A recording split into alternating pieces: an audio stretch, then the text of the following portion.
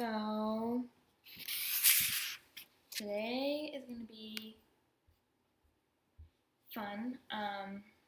This is the last step of the process. So I did a stream recording the underglaze process, and this is the glazing process. There are multiple different types of glazing processes, but this type is called stroke and coat, and these are what they look like. I'm using Amico brand, and I'm gonna be doing a couple different things today. Normally I dip my glazes, but the studio that I am firing at stopped offering that service because they just moved, and I think it's too much for them to like have glazes prepared for people. And so I'm using these. They're pretty expensive. These were my grandma's, but I think new, like a jar of this would cost about 20 bucks. And I'm just gonna send the moderator a message real quick.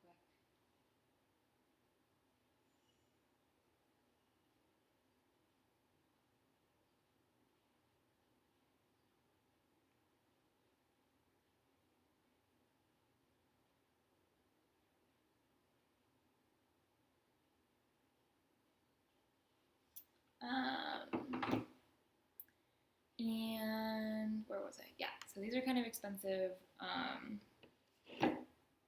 And a lot of people opt for them though because you have to have a lot of different dry ingredients, like random dry ingredients,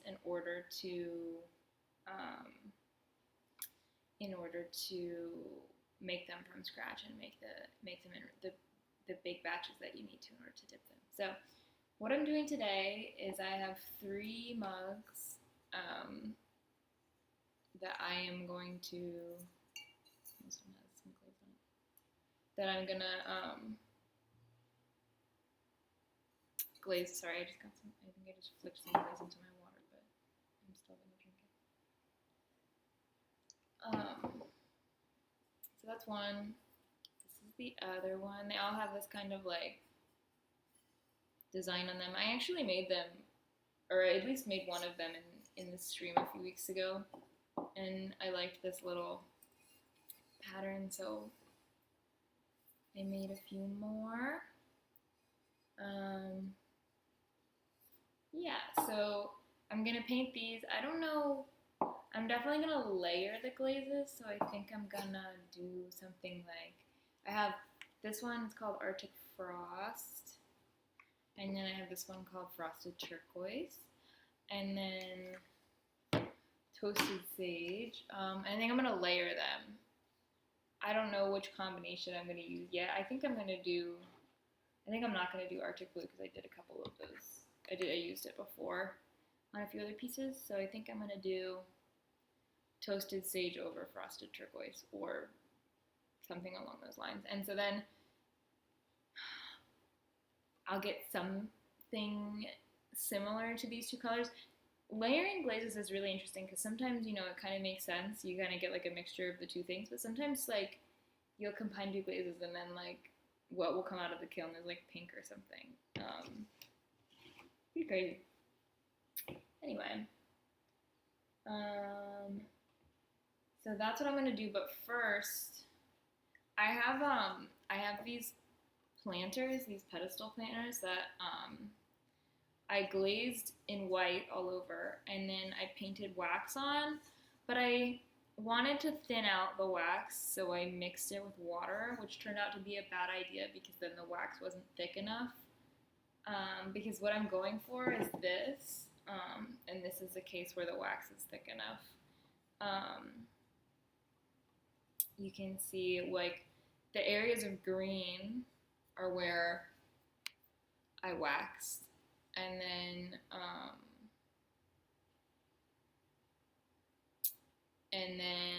the brown area is where I sponged off all the white glaze, the excess white glaze. So what's going to happen when I fire this is that it's going to burn off. The wax is going to burn off, and so the white glaze is going to be left over. And I think this is a cool way to get like organic patterns that maybe you wouldn't have gotten using another method. I'm like in love with this mug. I think I might keep it, which I never do. So yeah, we're going for that look here, except for I started to sponge it off yesterday on this one. As you can see, the wax wasn't thick enough, and so the wax, I don't know, like some of the glaze started coming off. Essentially what I need to do is I'm just gonna paint over the same spots again so that there's a thicker application of wax. And that's what I'm gonna do first, so that the wax has time to dry and I can sponge it off at the end of the video. Well, hopefully the wax has time to dry. I think it should be good. I should probably shake the wax.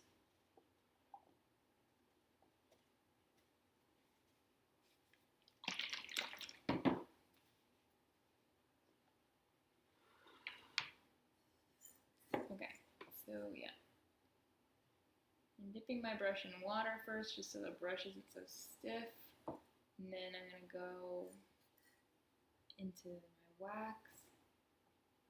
Ooh. Okay, I'm already getting it all over the table. And I hope this works because the wax is like resistant.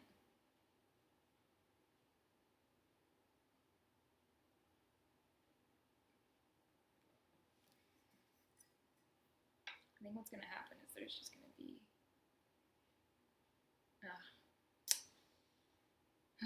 this is frustrating. I hope that this works.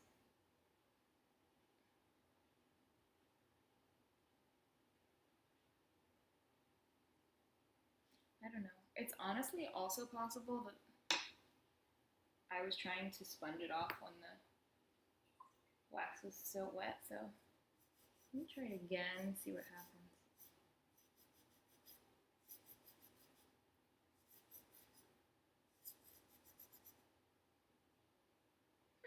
Okay. Maybe we're fine. Maybe I didn't need to wax again.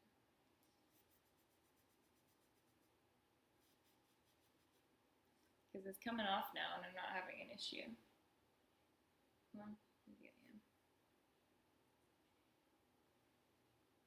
I'm going to put this one down since I put wet wax on it and try this one and see what happens.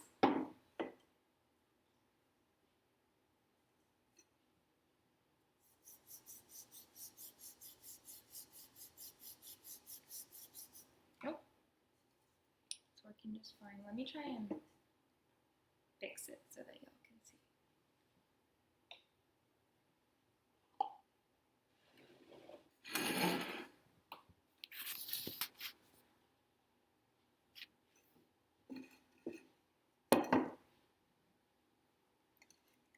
was it?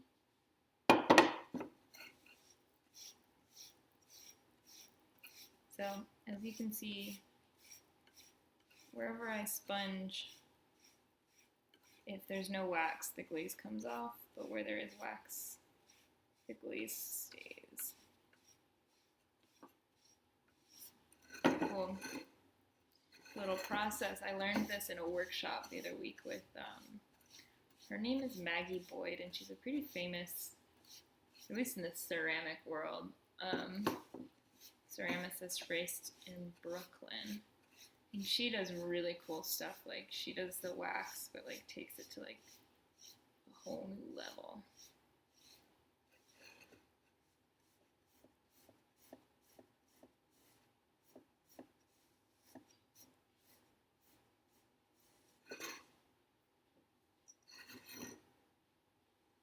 Yeah, looking good.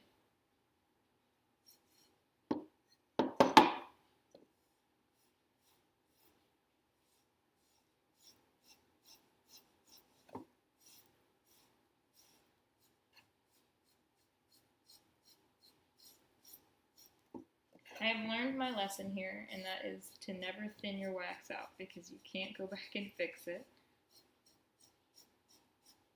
And that's unfortunate. But I think whatever I make is, like, I think it's still going to be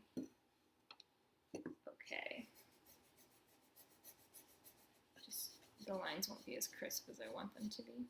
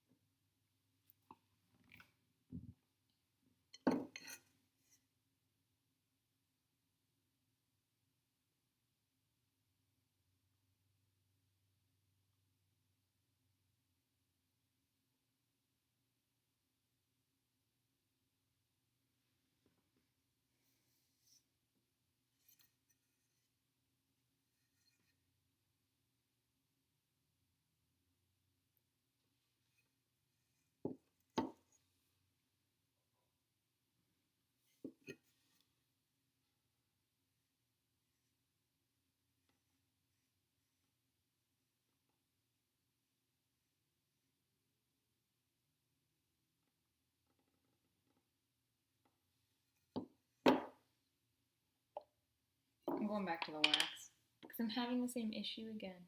I'm so bummed because I want these planners to turn out well, but I might have messed them up.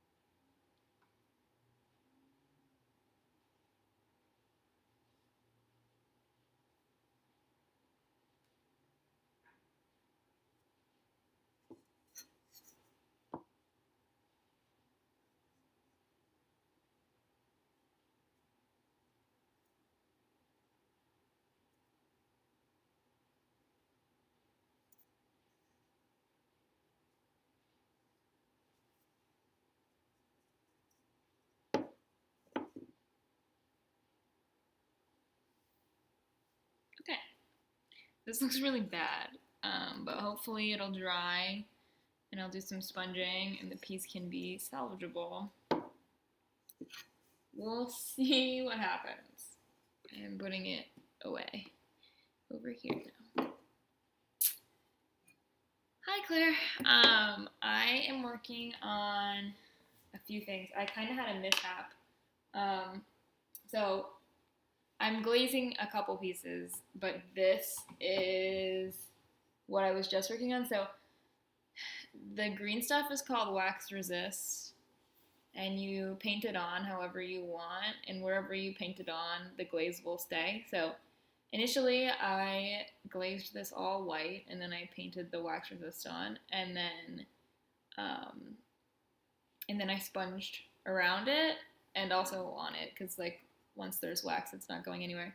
And so I got this really cool like pattern, and when I fire it, the glaze will, or the wax will burn off, and it'll just leave the white glaze underneath. So wherever there's green, it's just going to be like glossy white glaze when it's finished. And so then I, was trying to recreate it on these planters, and I thinned out the wax with water because it went on kind of thick last time, and it ended up being too thin, and so where I was like sponging off, the wax was kind of coming off, and so then I went through this whole process on the stream. I started to reapply the wax, and like as you can kind of tell, reapplying the wax on the wax, like it kind of repels itself, which I was not expecting, but it does. And so like my plan for the stream was to just reapply the wax, glaze a couple other pieces I have, and then come back to this and sponge. But then like I got on the stream and I was like, oh, I think maybe it was just like the wax wasn't dry enough yesterday when I tried to sponge it off, and so I was like, yeah, it should be fine to just try and sponge it off, but I was wrong. So back to the original plan, which is painting wax over this wax, even though it repels itself. I just wanted to avoid that in the beginning because it's going to take a long time for this wax to dry now. And so I won't be able to do that, like show it probably in this stream, but it's okay because I have the finished product and I showed y'all. So, but anyway, that's the update. I think I'm just painting this wax on now, and then I'm gonna move on to glazing some of the other pieces. But yeah, I was surprised that it repelled itself too, but I mean, I guess it makes some sense. It's okay. There are so many like little learning curves in pottery. Like you think it's gonna be straightforward. It never is. It's looking kind of crazy, but by the time I'm sponging, it should be okay. Also, you can kind of go in with your nail and make it better, which is what I will definitely be doing.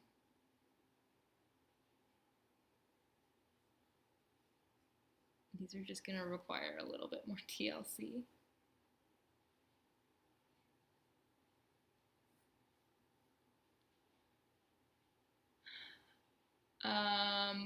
Do you mean the glaze that's underneath this one, or the other ones I'm going to glaze?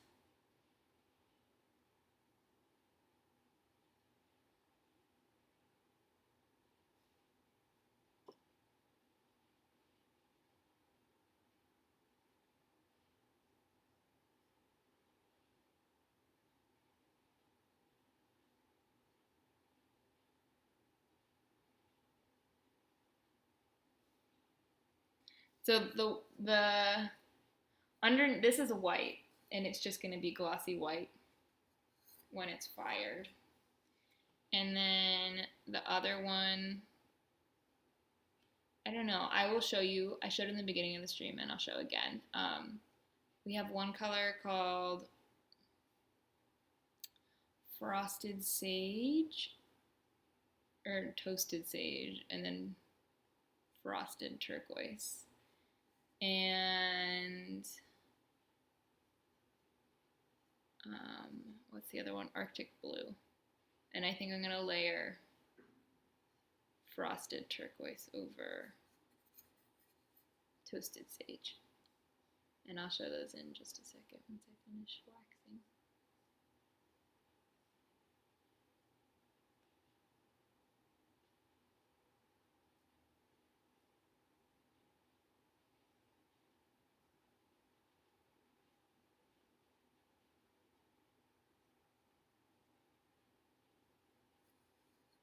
Okay.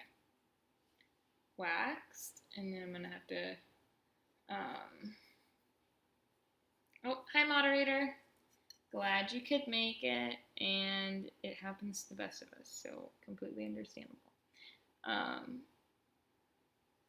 don't remember what else I was saying.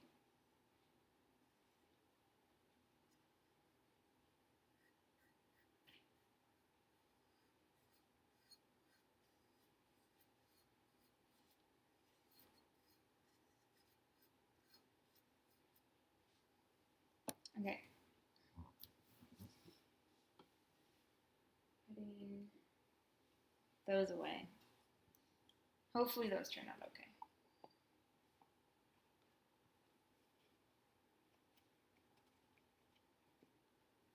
This is the wax also. It's called Wax Resist. And I want to try and get as far away from what's going on as possible because I don't want it to get on the other pieces.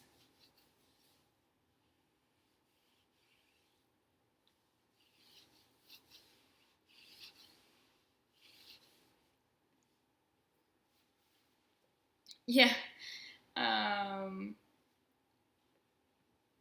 It is a pretty color, isn't it? It's almost kind of sad that the wax is gonna burn off. But this is the Toasted Sage, kind of gray, and then this is the Frosted Turquoise that I'm gonna put on top, and I think it should be kind of like a blue-green that comes out. I'm not entirely sure. It's kind of like a gamble when you layer glazes, but this is called Arctic Blue. I used this on a few other pieces, but I just decided against using it now. And so I think I'm gonna do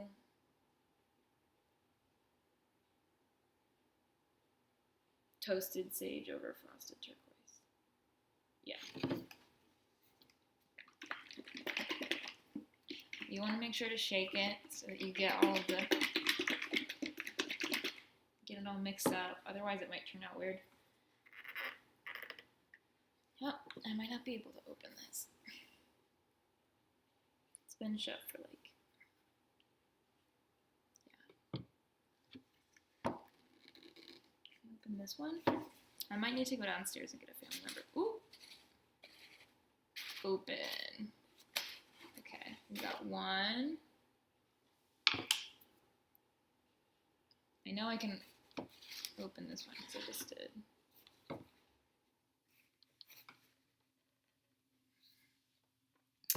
Okay, slight change of plans. Maybe I'll do Toasted Sage over Arctic Blue. I think that's what I'm gonna do.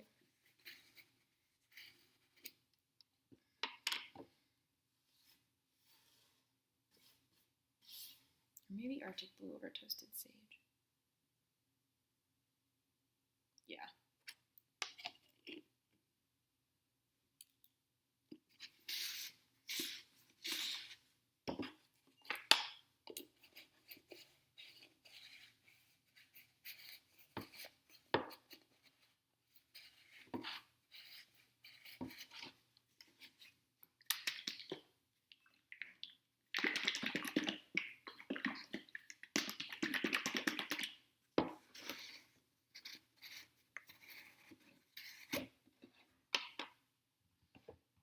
Okay, so the type of brush I'm going to use is a fan brush because it holds the glaze really well.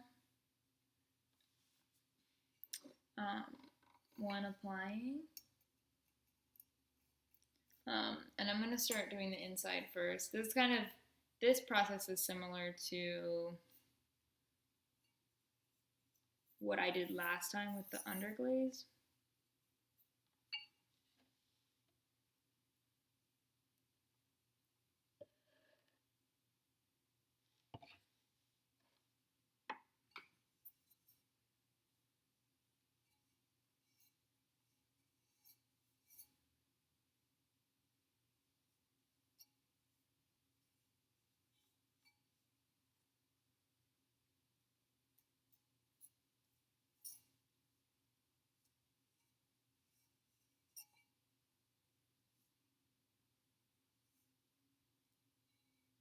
So I'll probably do 2 coats of the toasted sage on the inside of every mug, and then 2 coats of the Arctic blue on the inside of every mug, and then I'll repeat it the same on the outside. But it's easier to do the outside and then the inside. Just to...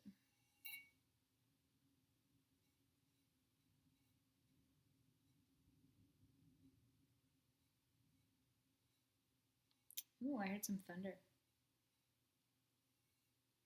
I hope it storms. I have a big essay exam to write, and I feel like it would be a nice moody backdrop if I have a storm in the background.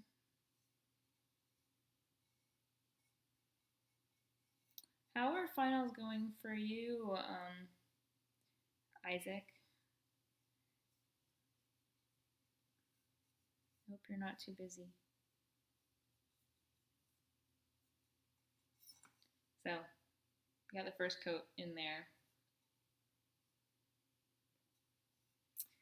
And then I'll move on to the next one.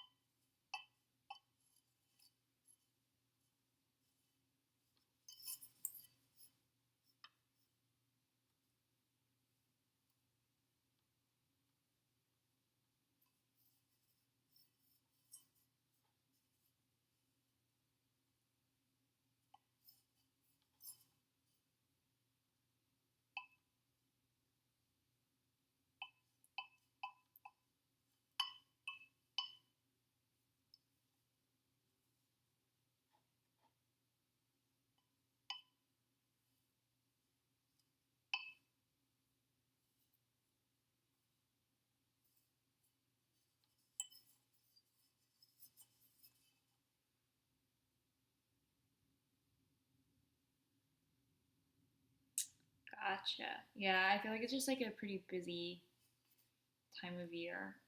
I took 20 credit hours this semester, as I've told you, Isaac, but 20 credit hour finals week is rough. I took a final this morning, and I have another one, like I said, to do tonight, and I have 2 due on Thursday and 1 due on Friday, and then 2 again on Monday. It's insane. But then I'm graduated and I'm done. So I feel like that's like quite the build-up, and then it's just like over. Yeah, the answer is, Isaac, it's been going rough, but I'm still here, so that's good, isn't it? And only 6 days. 6 days more of this, and then I'll just be over, or it'll just be over. And I'm not really sure what I'm gonna do next, but I'll figure it out.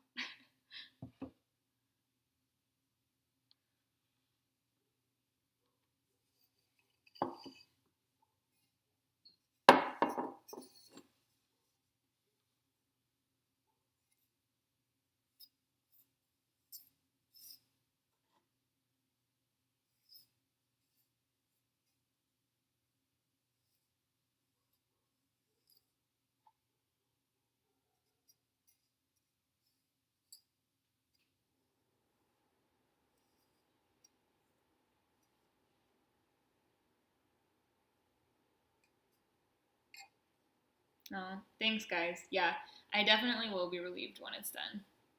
I'm gonna just. I need to start like I interviewed for a couple jobs, but if I don't get them, I think I'm just gonna take like the rest of the month of May to just chill out before I start like really applying to jobs.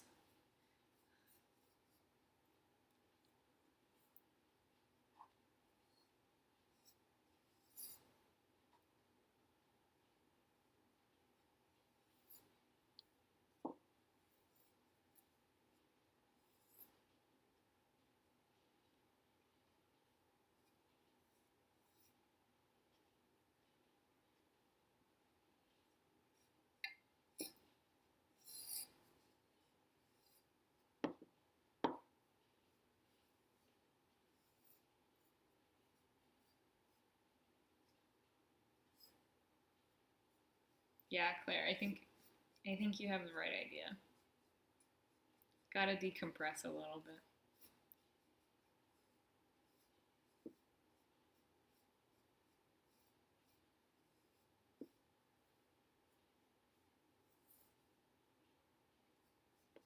Okay, so back to the beginning.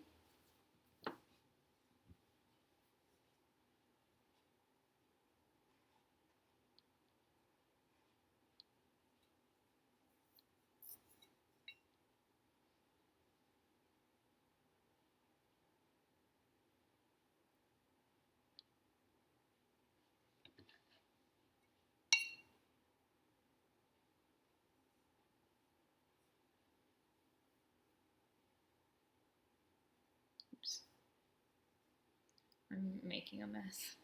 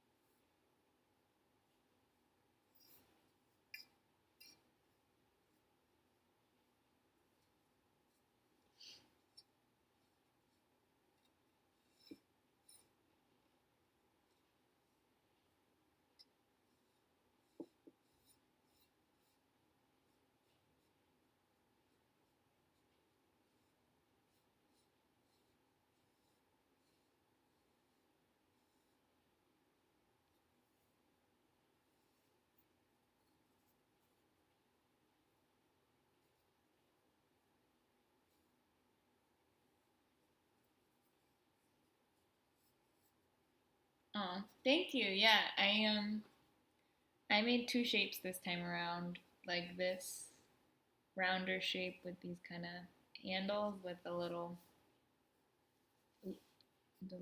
markings on them.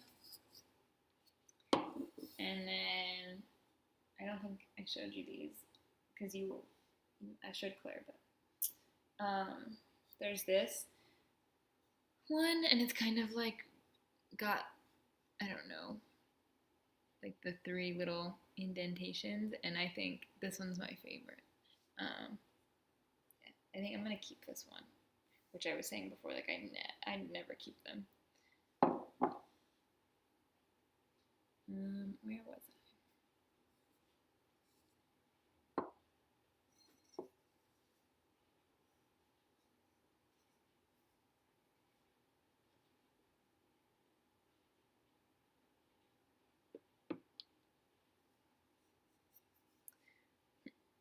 I'm debating whether or not I should paint the inside. No, I don't want to wash the brush, so I am gonna start painting the inside.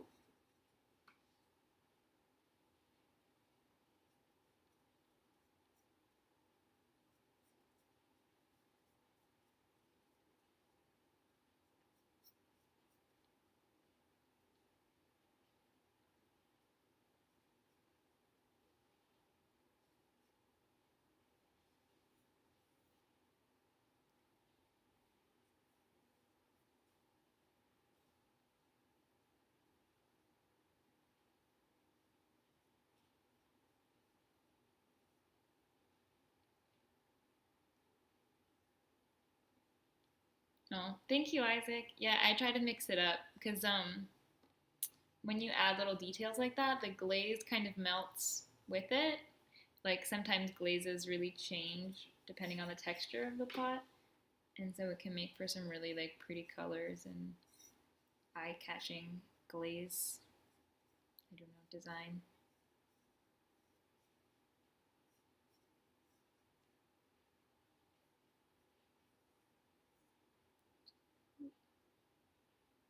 Sometimes there's like chunks of glaze that dry and then get into the mix.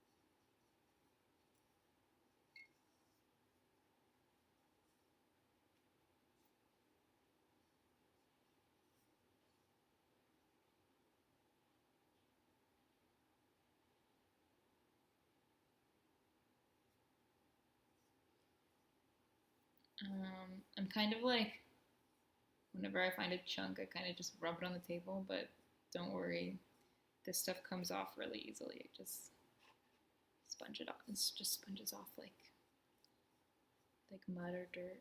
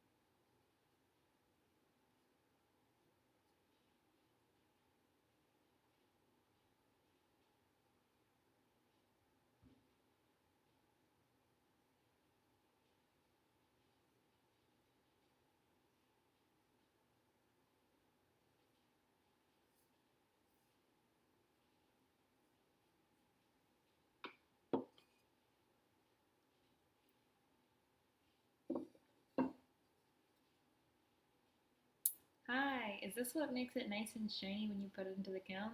Yeah, it is. It's called glaze. I'm using toasted sage right now. I'm gonna do 2 coats of that, and then I'm gonna put another one called Arctic Blue on the top.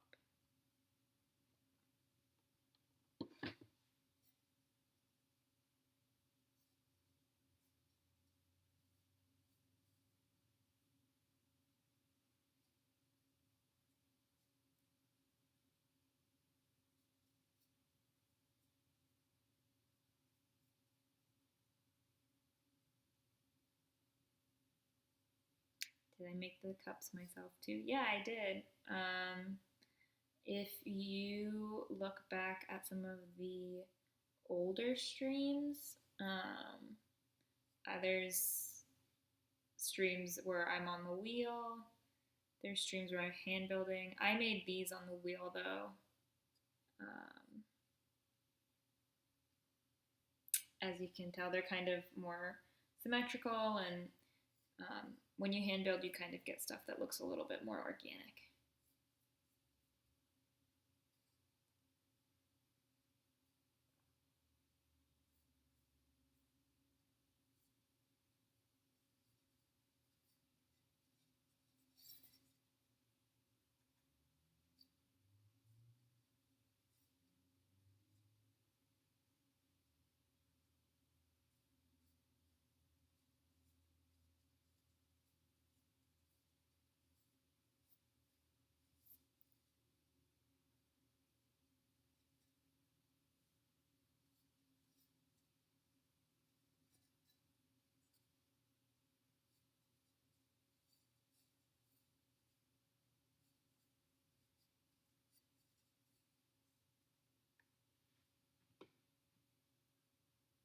I want to try making a bonsai pot on the wheel, but I think I need a YouTube video to show me how. Yeah, um, definitely I would watch like a tutorial.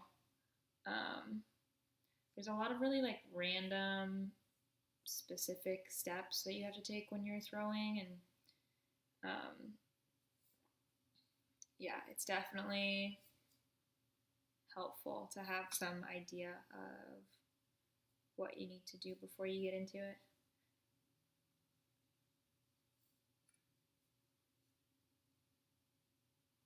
I recommend a class probably before anything because there's like it just gets so complicated with firing, and like wheels are expensive and all of the equipment is expensive. Oh, thank you, moderator, for dropping that link.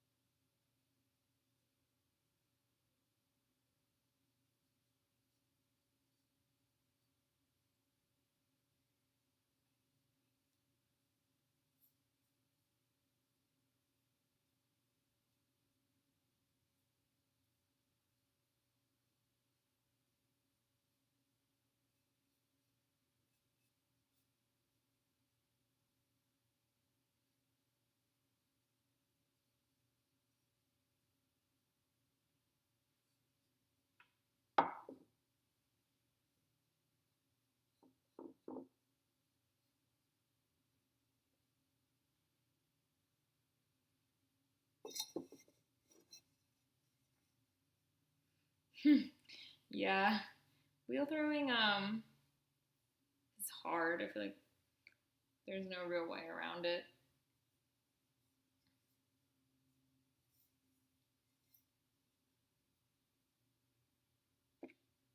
I usually walk out of there like just covered in clay.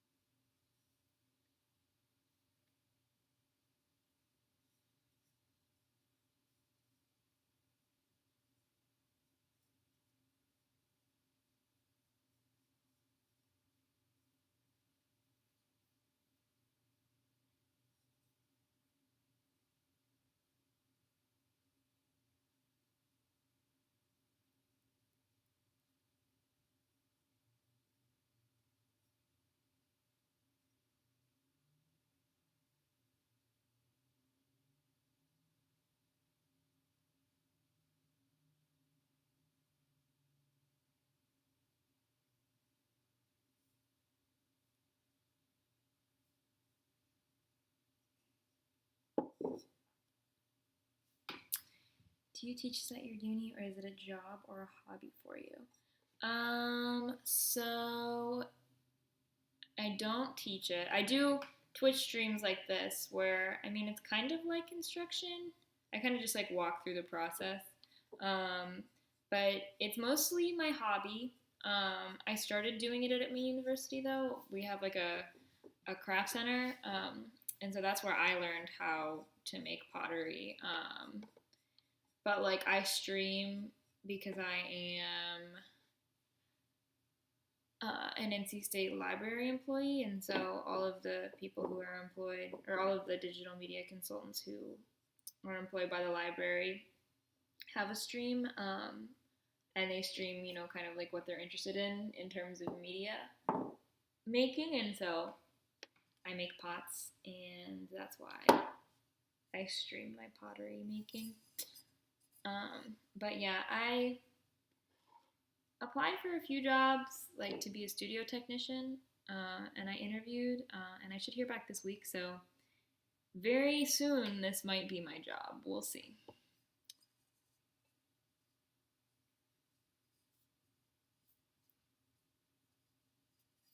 Which is kind of funny because like I'm about to graduate college, but not use anything related to my degree at all.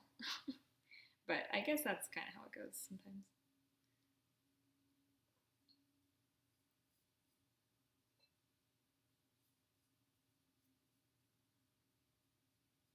Oh, thank you. I hope I get it too. Would certainly make things a little bit easier if I just had a job lined up.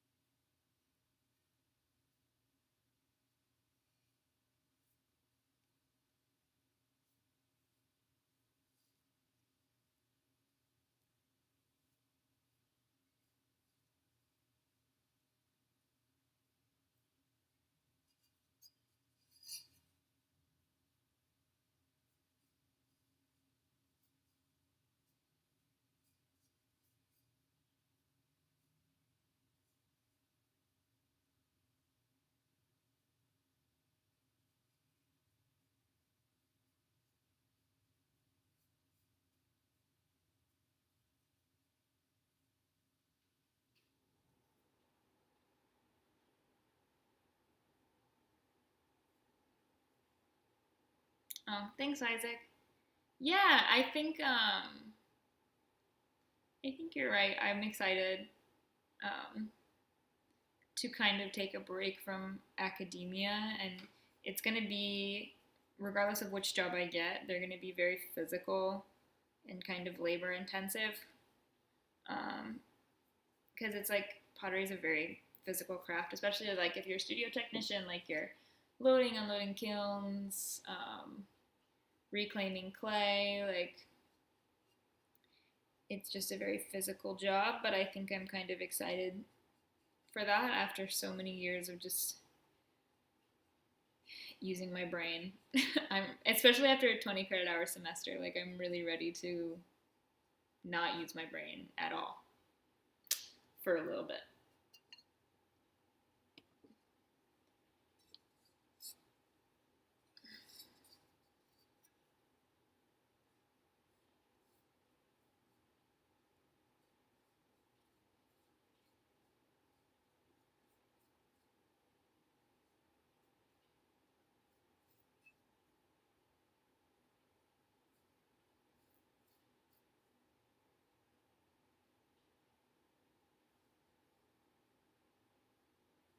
One thing about brushing on glazes is that it takes so long. Like um, I've been working on these mugs for like not quite an hour, but like if you dip glazes, it takes like 10 minutes versus like an hour and a half. So it's definitely a time saver, but I don't know. It's kind of fun to brush them on.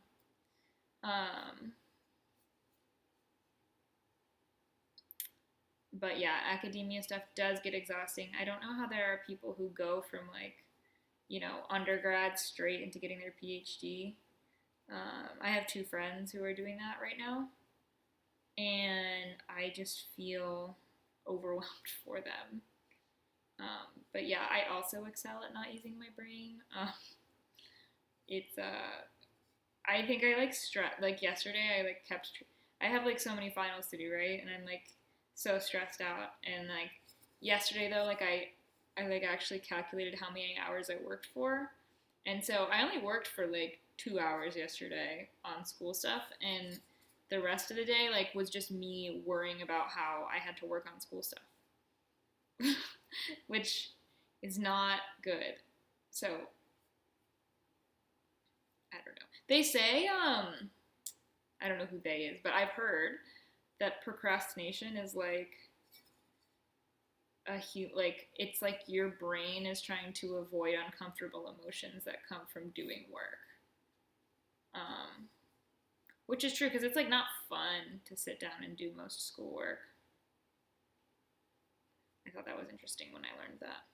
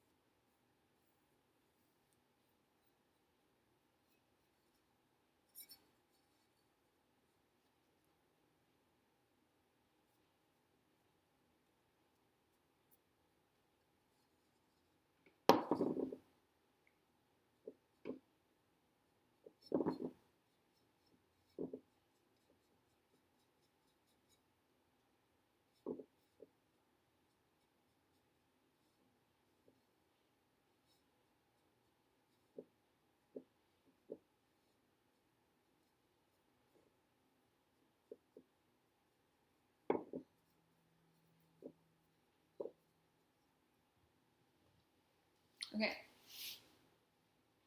I think we have two coats on the inside um,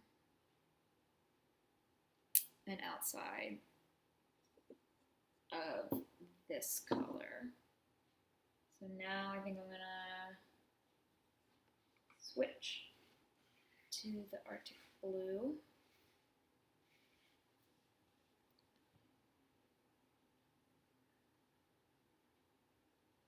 Yeah, I wasn't very good at school. I left when I was 15 or 16, but our schooling is different 2 years, I think.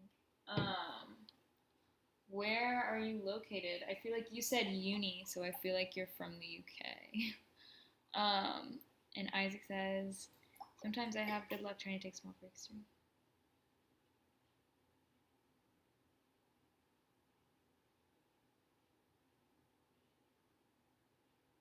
Yeah. The small breaks is good. I actually have a friend, and what we'll do is we will um, we'll set like 45-minute intervals of work, and then set a timer, and then call each other for 10 minutes, and then talk on the phone for 10 minutes, hang up, and then work for 45, and then call each other again. But normally, what happens when we do that is we just end up talking on the phone and not doing work. And I mean, sometimes she's more disciplined than I am. Usually, we like hang up the phone to do 45 minutes of work, and I just like play around on the computer, and and she just gets a lot of work done, and I don't.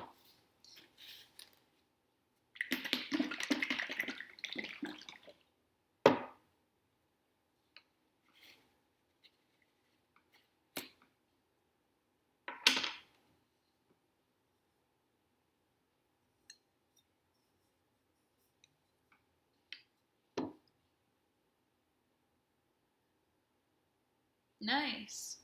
Yeah, uni gave it away. I feel like only people from the UK say uni.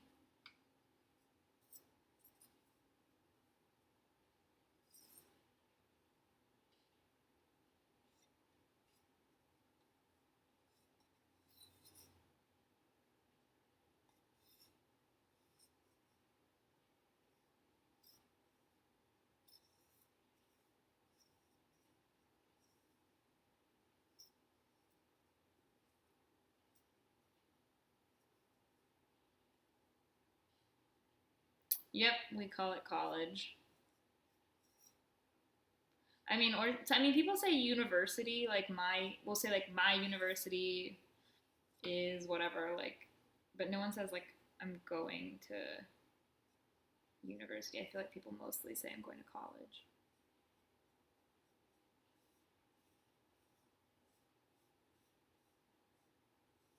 which is funny because that's like elementary school for you guys.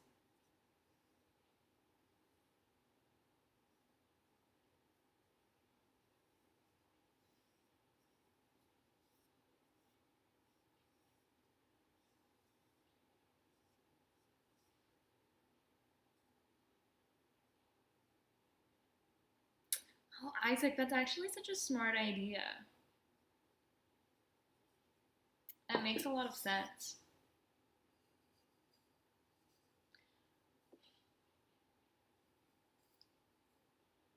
Yeah, I could see that. Um, how many hours have you clocked in total?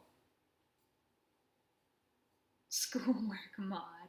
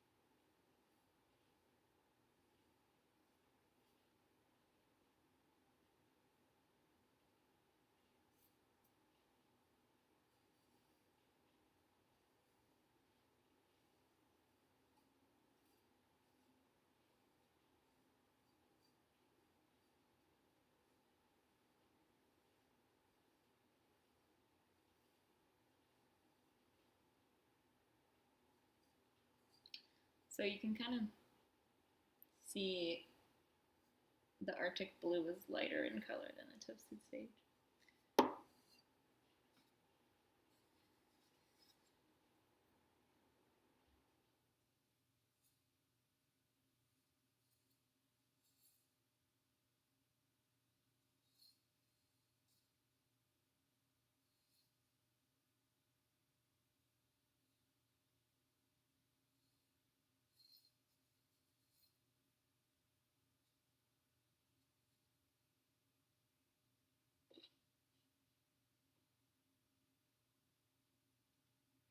200 hours for 2 semesters.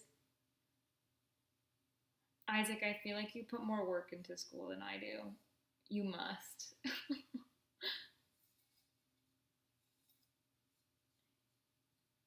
That is a lot of hours for just 2 classes. I know the one is hard though that you have.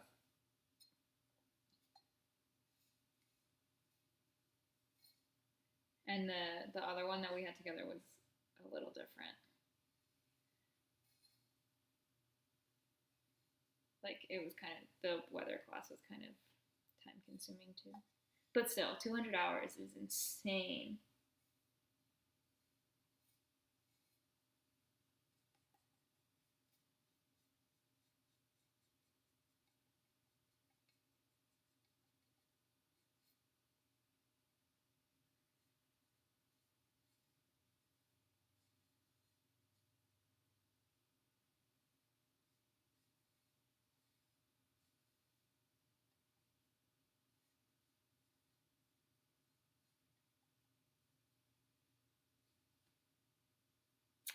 Oh, okay.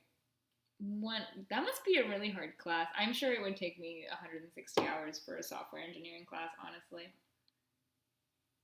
But yeah, the 40 hours sounds about right for the MEA class. Yeah, dude, it seems like it was brutal. Are you all done now? Like have you done your finals? Have you finished?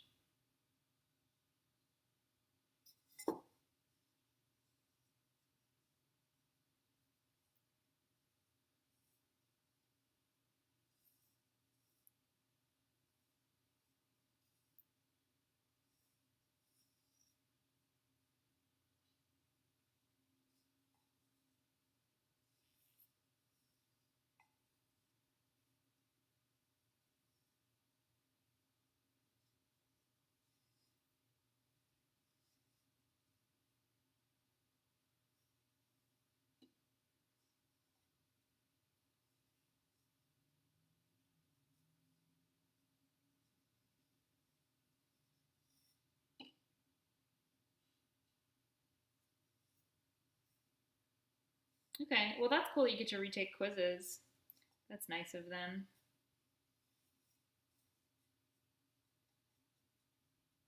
And the other class is pretty much done because we just had that group project due. So I haven't done the reflections part yet that we have to do though.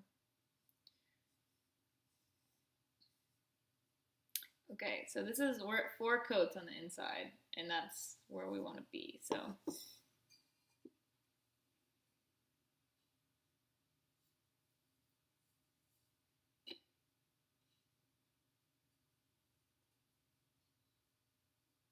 oh wow, I've never heard of that before, but that's really nice. Because then I feel like you learn the material better that you struggled with. Because like if you retake it, um, you probably got like I don't know, like you retake the ones that you got the lowest grade on, right? So it's like incentive to learn more about the subject, and that's easier than a final. I only have like a comprehensive final, like a cumulative final in honestly one of my classes. I think like I would much rather do a project than like a cumulative final. I think those are kind of like stupid. No offense. Um, I think like because then it's just like it's literally just testing your memory because it won't matter like the next day if you remember all that stuff. I think you can show what you've learned a lot better in a project. That's just my 2 cents. But um, the inside won't be a different color than the outside. I'm just doing the inside right now because um, that's like just a rule of thumb I go by. When you glaze the inside first, um, you're like if I did the outside first, I would like it's wet, so like I'd be messing up um, any glaze I had painted on. So it's just easier to like do it in the inside, kind of let it dry, and then move on to the outside.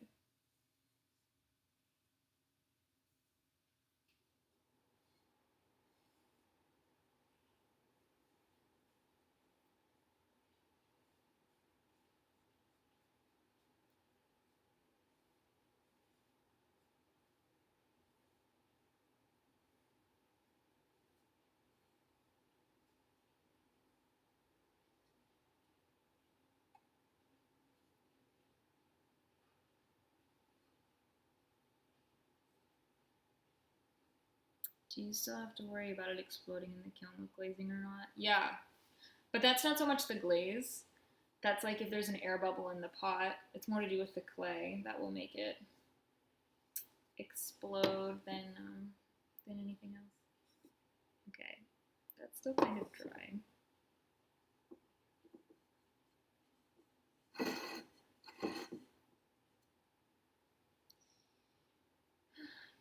Maybe I'll try to oh, I have, no, they're all wet actually. But yeah, no, I'm gonna paint the outside soon. I'm waiting for the insides to dry now so that I can like maneuver the pot around with not messing up the glaze on the inside.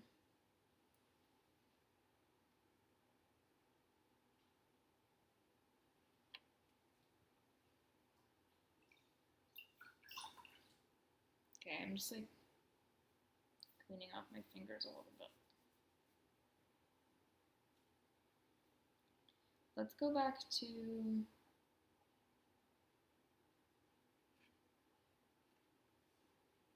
these.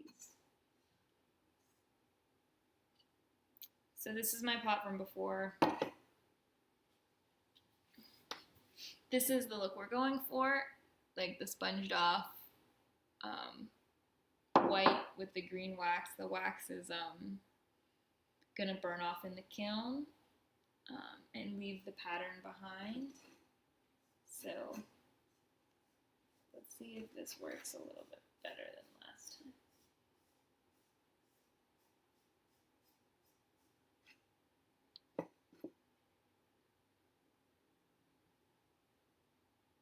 Yeah. Move this.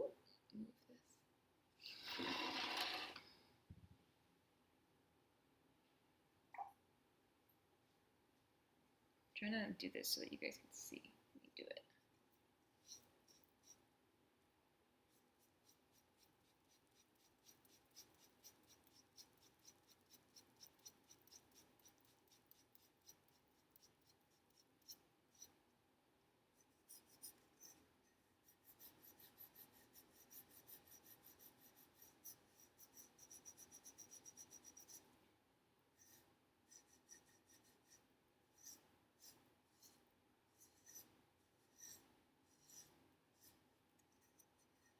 Oh yeah, that's looking way better.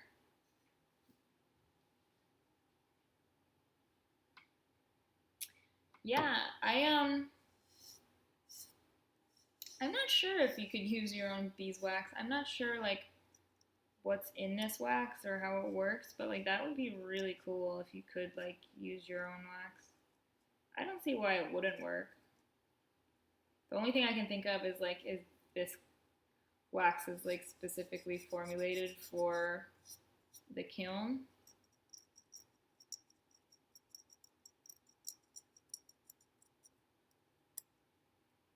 I don't know. Let me look at if they have ingredients. I don't see any ingredients.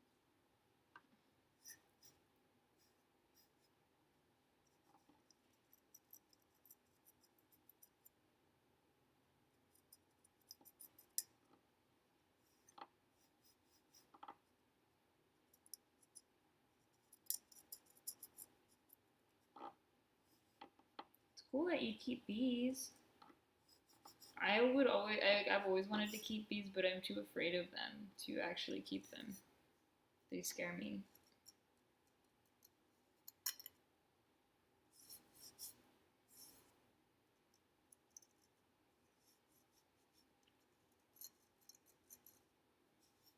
I even took a beekeeping class and they still scare me like too much to ever do that.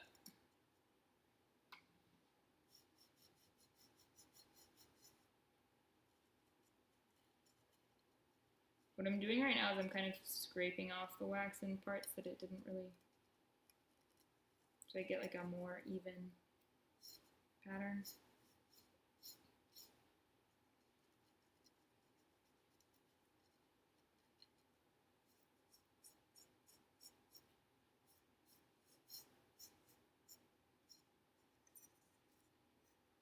Oops.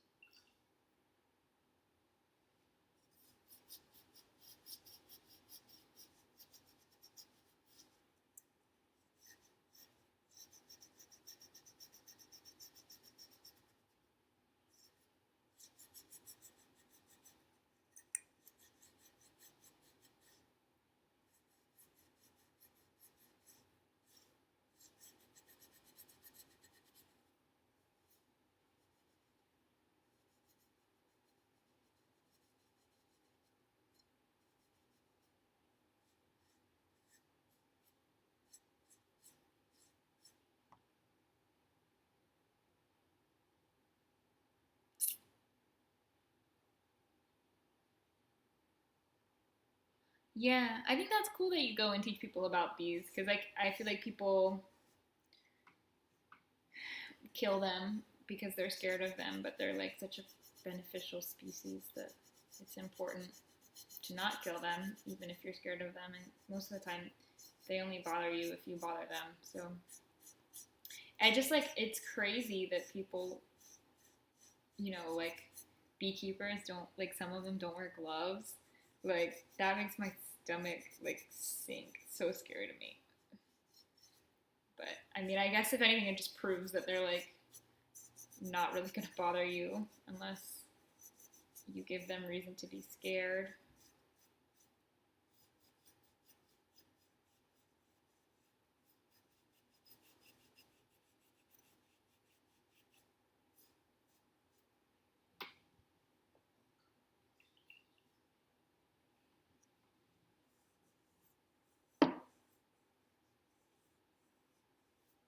I took the Intro to Bees and Beekeeping class at NC State,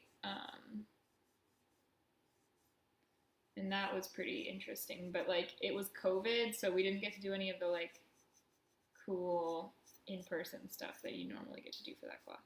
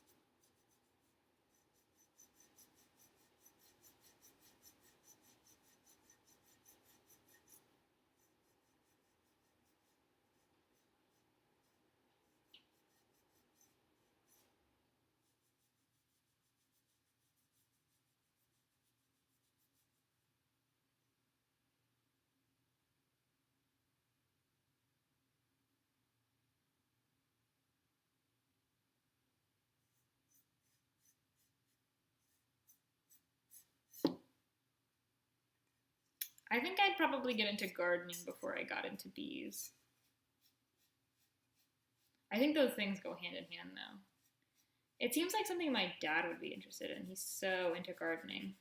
He has he plants like pollinator strips every year to like attract the bees, and I think the next step would be to like have a hive.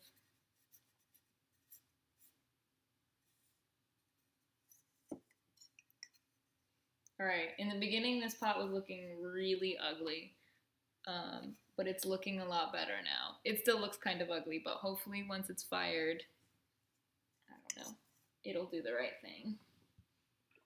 I believe. I believe in this pot.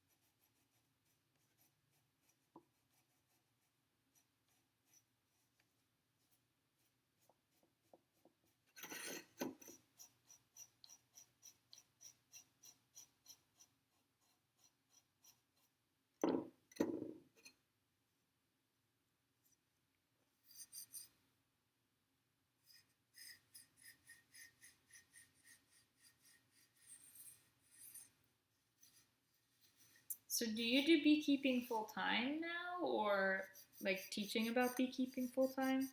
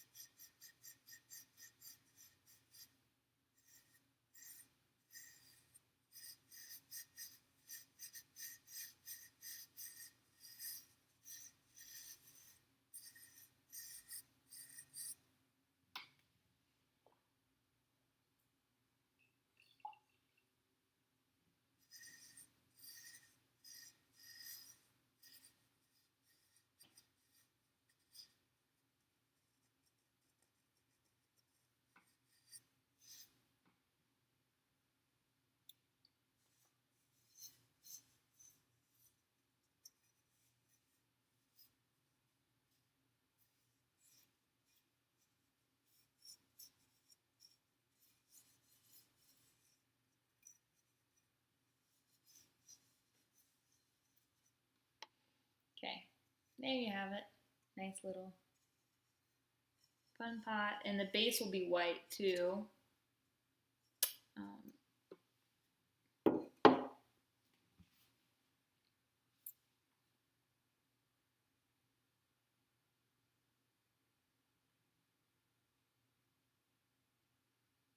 oh, that seems like such a cool little job. I would really enjoy doing something like that. I've thought of starting my own pottery business because I think it would be really cool to like, um, work for myself and like, be my own boss. Like, I just, I feel like that'd be really cool. So we'll see. I kind of want to run like a community studio and like teach classes there and stuff. But.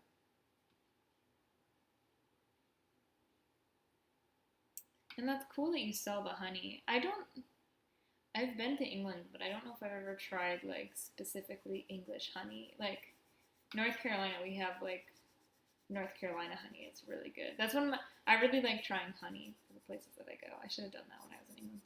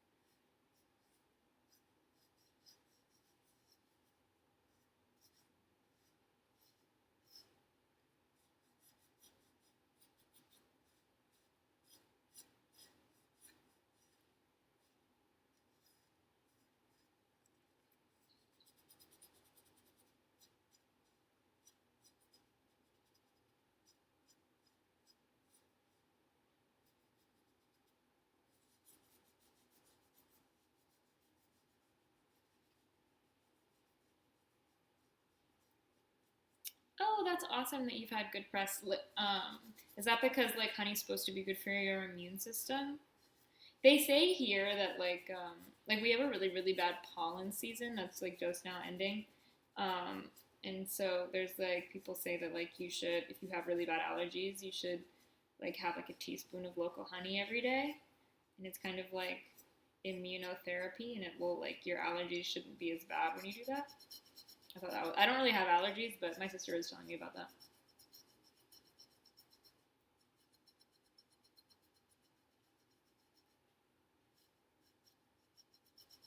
So is your business just you, or do you have employees?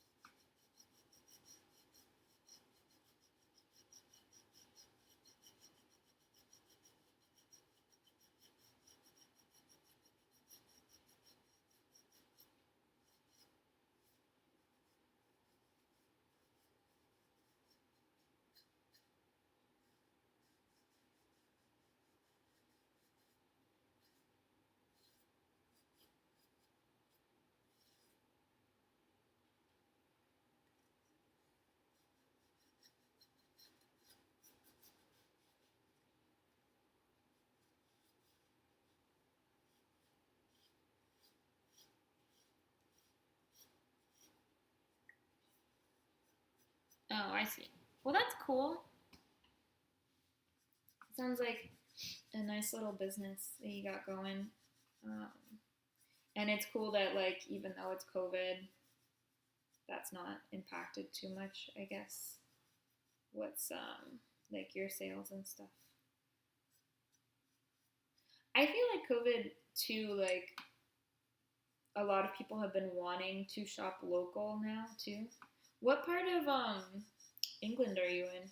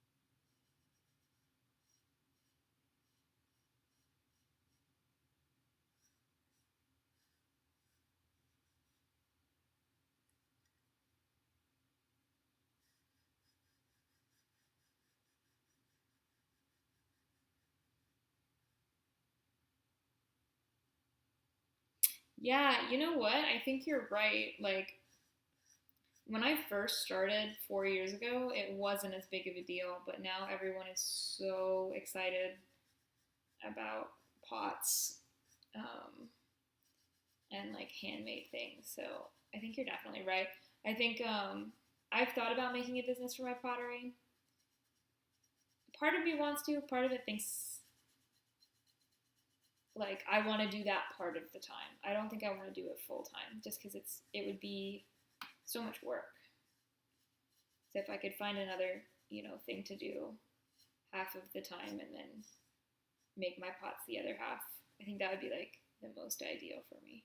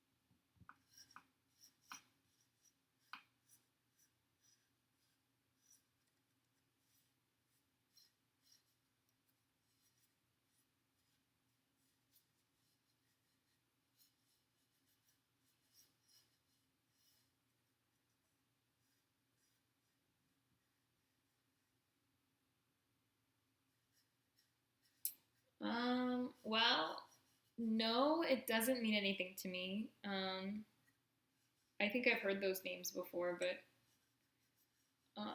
I was just mostly curious.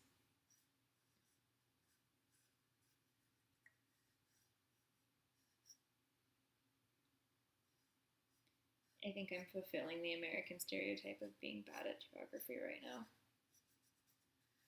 But I know what England as a country looks like, and I know what the South looks like. Although I used to think that London was a coastal city, but I have learned since that London is not on the coast.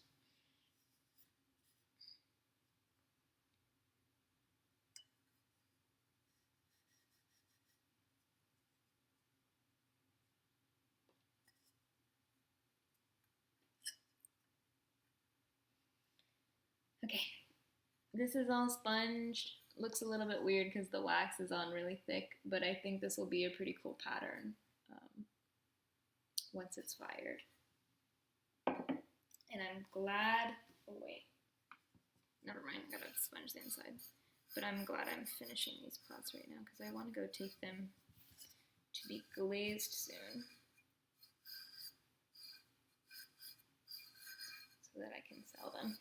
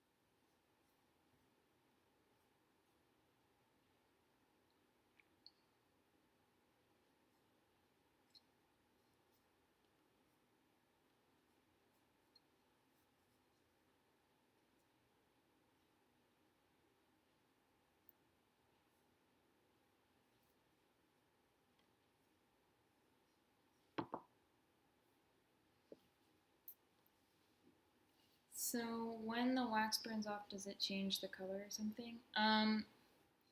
So no, the wax just kind of acts as like a barrier between like the glaze and I don't know, like the world, I guess. So like if you put the wax on, like that glaze is gonna stay put even if you know, are sponging or whatever you do. And so when you put it in the kiln and it burns off, it doesn't change anything, but what's left is the original glaze color underneath. So the reason I waxed here is because I glazed the whole thing white, but I wanted bare clay, like a pattern with the bare clay. So I waxed and then sponged off all the areas that were remaining. And so, I mean, like one could argue that you could just paint on a pattern and skip the wax step, but I think with wax you get like a really even application, which is hard to get if I were to just paint a bunch of spots on, if I were using this method. Um, and I think it's cool because like it's um, it just makes these little patterns that like I wouldn't expect when I sponge off the excess.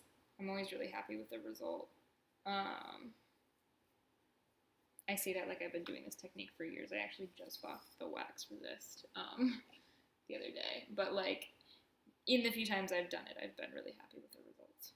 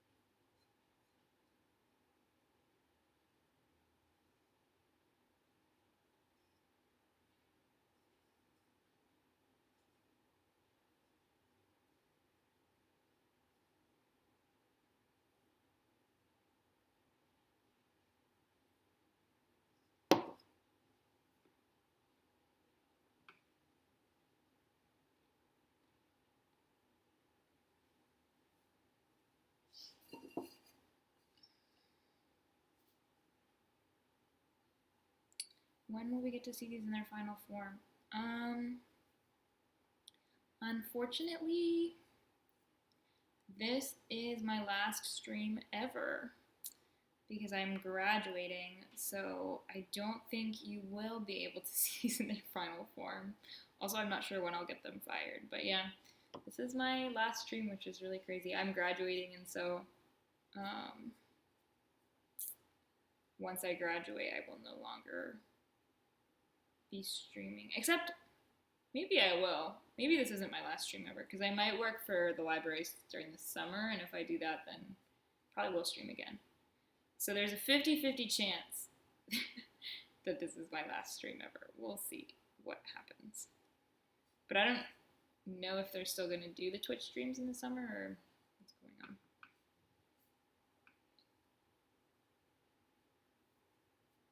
So I'm sorry for all of the anticipation and then like you don't get to see the final form.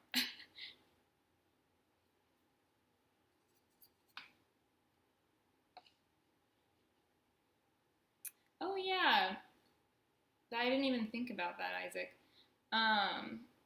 Yeah, I have an Instagram for my pottery if you want to follow that. And if these turn out any good, I will upload pics. So my Instagram is Claytown Ceramics.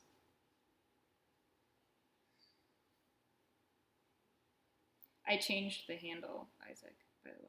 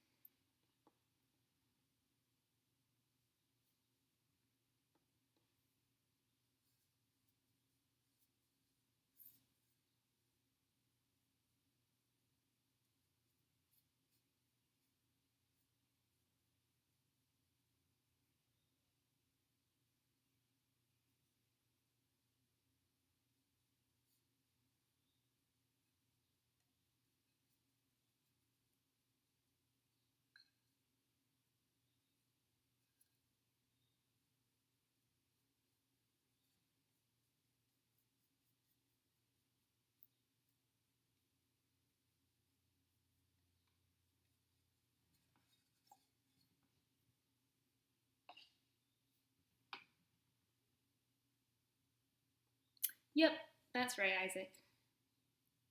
Thank you.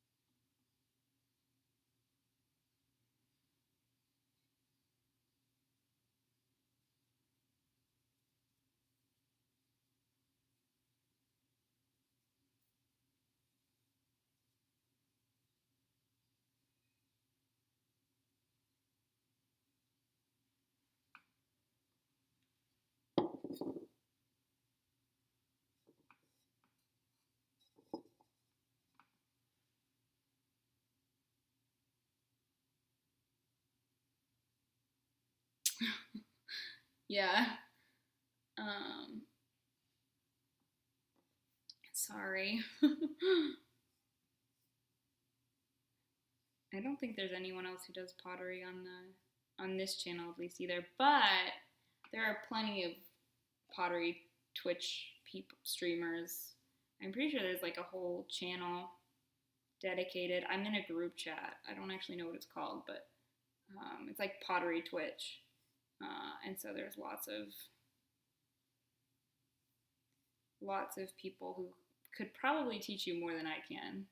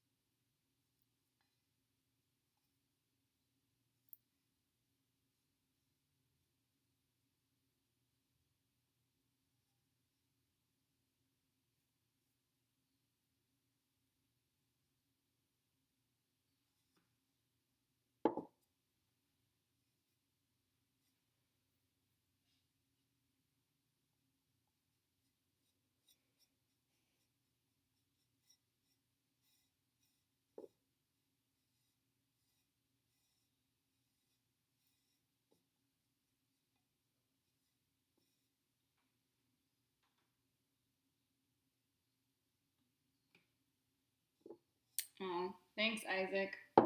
I'm gonna miss you, and I'm gonna miss watching you play Minecraft.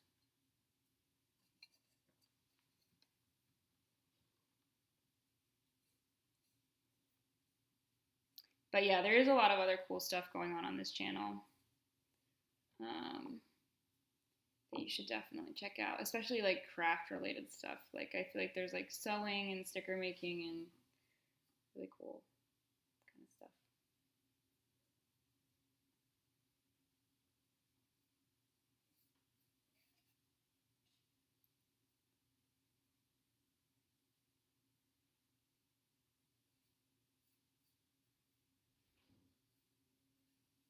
Also, Isaac, the moderator right now, he does really cool streams. Like he does 3D modeling with this software called Blender. and does Minecraft, and I really enjoy Isaac's streams.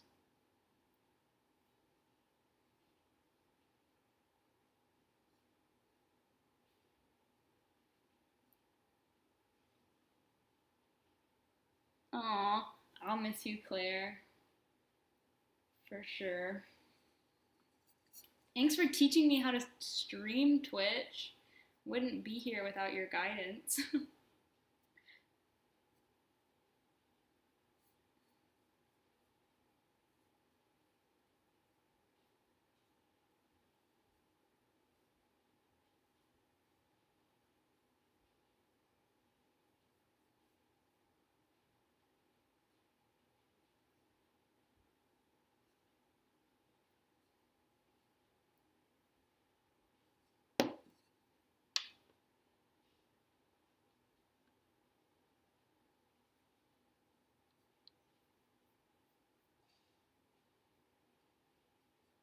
Yeah, the libraries definitely have it's a great community. I really loved it the past 2 years working here. Sad that this is my last stream. Um, but yeah, I have 1% battery and it is also 5:59, so I think I'm gonna log off now. It was really nice to meet you. I like press buttons. I don't know your real name, but thanks for tuning in, and thanks Isaac and Claire for being here as well. Yeah, thanks for watching me do all my pots this whole semester. I've really appreciated having an audience. And I hope you guys have a good day. Bye.